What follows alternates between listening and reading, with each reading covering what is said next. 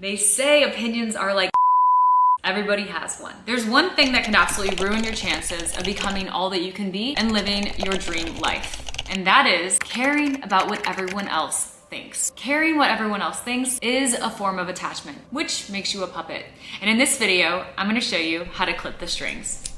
Attachment is something we're naturally all born with. Babies literally need to attach to their mothers to survive. As we get older, we carry this attachment with us, but it tends to express itself in different forms. In this video, I'm going to specifically cover how to detach from outcomes and people. Overall, attachment is a natural part of human experience, but excessive attachment can lead to suffering and limitation. So in this video, I'm going to share with you 5 lessons on how to detach from outcomes and people so you can be the bad bitch that you are and stop dimming your light. Not to mention live your dream life without fear of the judgment that's going to come with it. Make sure you stay till the end of the video because each lesson is going to build on the last. Be sure to check out the description box below where you'll find links to all of my other socials if you want to check them out and be besties. Here's a list of all the chapters in today's video, and without further ado, let's dive into lesson 1. Lesson 1, the truth. The truth is you are likely the center of your world, not everyone else's. I remember growing up in one of my first jobs, I was a waitress, and I always felt like people were staring at me. I had this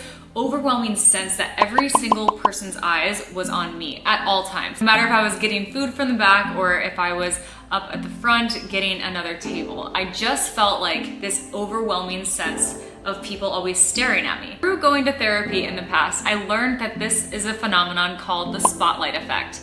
Now, I'm not sure if you've heard about this too, but this is a phenomenon where somebody feels like all eyes are on them when that's really not the case. So the action item in this lesson is we're just gonna turn it on its head. We're gonna question whenever we think somebody's eyes are on us. So one of the things that you can do, and something that I personally do, is I will actually go and lock eyes with that person just to be sure that they know that I see them too.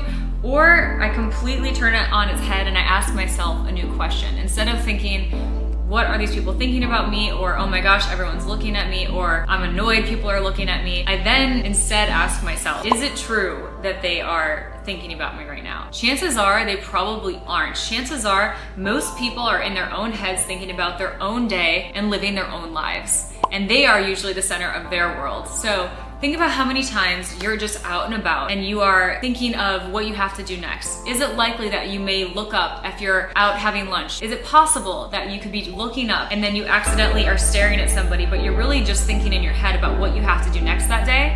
That's likely what's happening to you. Also, another thing you can do is turn it on its head of maybe they are looking at you, maybe they are checking you out or seeing what you're wearing, but is that really a bad thing? That is probably the biggest question I had to ask myself. Is this person looking at me really such a bad thing? Why is it that I always had to think that just because somebody was looking at me, that they were judging me in a negative way?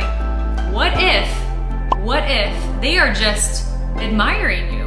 What if they are just appreciating your beauty or appreciating something that you have on? Just knowing that and thinking about that and asking yourself a new question, I feel like de-escalates the situation, de-escalates the scene that you're playing out in your mind. So it's really about challenging the misconception of the spotlight effect and asking yourself 1 or 2 new questions. Is it possible that this person is admiring me?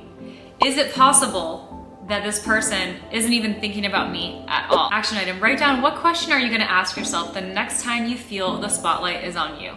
How are you gonna reframe it? How are you gonna turn it on its head? Lesson number 2 is get judged and learn to love it. Now this one might be a hard pill to swallow for many people. To this day, it still is one that I go back and forth on, but I think it's so important to put it in this video because once this pill is swallowed, it is going to be the absolute most relief for people about this fear of being perceived or this fear of being seen. So what I mean by this, get judged and learn to love it. I want you to see yourself when you're 80 years old.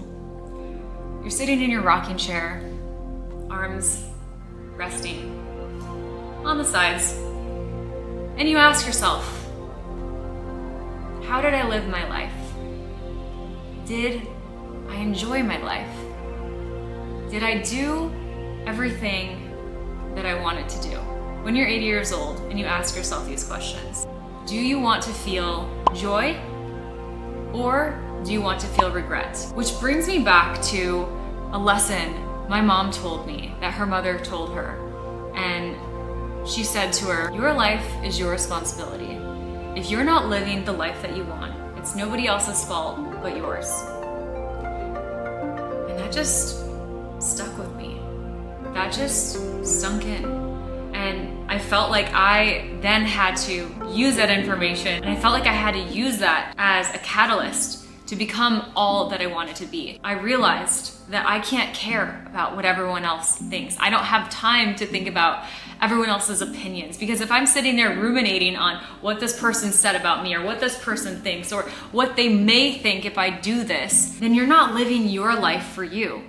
You're putting their opinions and their perceptions over your own happiness. And I don't know about you, but I don't want to live my life with regret when I'm 80. Living life in fear because of what people might say or think or how they might act. The truth is, everyone's always going to have an opinion of you. There's a quote that says you can please some of the people some of the time, but not all of the people all of the time. That's just unrealistic. It makes me think of social media. I'll post a video that's super polished and I took a long time, that I made it perfect and the cuts were awesome, right to the music, and people will judge it. But then you'll also post a video with you with no makeup on, and people will judge that too. People always have an opinion of you, especially on YouTube. It's very interesting. I've really noticed some unfiltered opinions here on YouTube, and it's like, don't they have something better to do with their own lives? Which brings me to my next point. Number 3 is reframing everyone's opinion as a confession. They say opinions are like everybody has one. If you can turn that mean comment or that mean, harsh opinion on its head. That's what a lot of this is about, by the way, is taking a comment or an opinion, turning it on its head. How can you reframe that to benefit you? So, for instance, say someone simply calls you ugly. Okay, well, they themselves probably don't think very highly of themselves. And then I even thought about this. Happy people don't judge others. If you are so busy living your own best life, you don't have time to go and judge others and put them down or think about how you can make them feel less about themselves. Now that I just think about it, I feel that everyone that tries to put others down is somehow trying to make themselves feel better. So if anyone's commenting or saying mean and negative things about you, it's clear that they are just in an unhappy place in life and they just don't feel good about themselves, so they feel the need to cut you down to try to make themselves feel better. But at the end of the day, you can't let that affect you, because this person's still gonna have to go to bed at night with the fact that they are miserable. Whether they put you down or not, they are still living with their miserable selves. So if anything, have pity for those people. Pity for those people living their lives unhappy. And a lot of times they're just ungrateful for where they are in life. People commenting about you is a reflection of what's going on in their world. Or say if somebody calls you cringe, they would call you cringe because they can't even fathom the thought of putting themselves out there like that to even be perceived. So these people that can't even put themselves out there to even be commented on will be forgotten. So you should forget about them too. And the importance here is, I know that I define me. I know who I am. I know my values. And as long as I'm living in alignment with my values, that's what matters. Other people, anything out there does not define me. I define me. I define who I am. Next lesson is letting go of expectations. It really just comes down to getting to the core of why you need something to go a certain way. We all experience this need to have control in some areas of our lives, but that can lead to suffering and limitations. The truth is, we can't control outcomes, we can only control our actions. So as long as we're setting the foundation, laying the groundwork to have a great outcome, we have to do our part and do what's required. Beyond that, that is actually out of our hands. We can do our best, but all we can control is our actions and our attitudes. And whether the outcome was in our favor or not, we at least did our part. We did our best. We did what we knew how to do. And sometimes if something doesn't work out right away and you didn't get what you expected or didn't get what you wanted, usually something better is right around the corner. I like to think of it like this. If you trade expectations for appreciation, there isn't really a lot of room for disappointment. So if you just do your best and forget the rest, it all will fall into place. Maybe not in the timing that you expected it, but it will. So I like to say, I welcome this or something greater. And so it's kind of like, I see it as releasing the timing of it and knowing that you're showing up and doing your part, you're doing what's required to get a result. Maybe that result isn't gonna come right away, but in time, you'll see that whatever you wanted does come to fruition or something better. And letting go of expectations is actually liberating. It just allows you to adapt and evolve with whatever that outcome is. And you just take that outcome and you utilize it into your next venture. So sometimes it doesn't turn out the way you want it to, but it turns out the way it's supposed to, because there's something bigger and better ahead. Another thing I love to say to myself is my value is exactly the same regardless of the outcome. Why? Because I place the value on myself, not the outcome, not anyone else. And lesson 3 or 4, whatever lesson we're on right now, is embracing impermanence. The reality is nothing in life is permanent. They say the only things that are true in life are death and taxes. But how I see it is the only thing that's really true in life is change. Everything in life has a flow. Everything has a season to it. And the quicker we can accept that everything in life is impermanent, the less suffering that we'll feel. And the sooner that we release the idea that everything in life has to be permanent, the sooner that we can release any suffering with that attachment to permanence. Action item: if you spend some time in nature, you'll begin to notice how the leaves, whatever time of season that you're in, you'll see the leaves start to change, or the leaves falling, or just bugs on the ground, or maybe some moss. Everything grows, everything flourishes, everything kind of dies and falls off and then regrows again. So there's really a cycle to life. So it's really about becoming detached from people and detached from things and objects in our life, because we know that sometimes in life it just has a season for being there and a purpose for being there in our lives at that time. So I know if somebody leaves my life, it's okay. And I may shed tears, I may definitely cry, but I also know that maybe our soul contract had a certain lifespan, and maybe it's time for them to move on, or me to move on, and we've taught each other the lessons that we came here to teach each other. And it may seem painful, but it is a part of life. It is a part of the absolute nature of life and the seasons that we go through. And I believe that people come into our lives as teachers, and they're here to teach us something about ourselves and about this world. So it's really embracing that, embracing the fact that people are not permanent, and the time in their lives, it's not permanent. So it really can help us cherish the moments that we have with them and cherish the time that we do have for them. And if we can turn that, instead of being sad about it, turning it on its head, reframing it to see it as, I'm gonna cherish this moment with this person. I'm gonna cherish these times, these special fun moments with this person.